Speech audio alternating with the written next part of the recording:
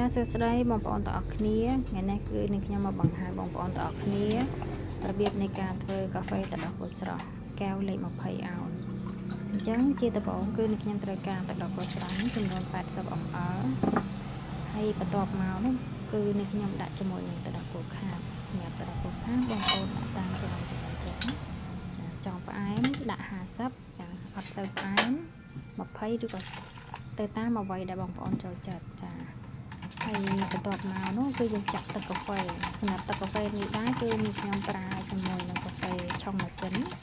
ចា2សត80អង្អល់ហើយយើងចាក់ចូលមកយើងកូរស្រស់ហើយនឹងទឹកដោះគោខាប់យើងចាក់ចូលកែវឲ្យវារលាយទឹកដោះគោខាប់ហើយបន្ទាប់មកទៀតនោះគឺយើងបន្ថែមជាមួយនឹងទឹកកកសម្រាប់ទឹកកកគឺយើងដាក់មិនបាច់ចំឲ្យពេញកែវពេកទេចាហើយនេះខ្ញុំដាក់ជាមួយនឹងกระดาษទុកមាត់កែវចាហើយយើងបិទគម្របអញ្ចឹងមកជាការស្រេច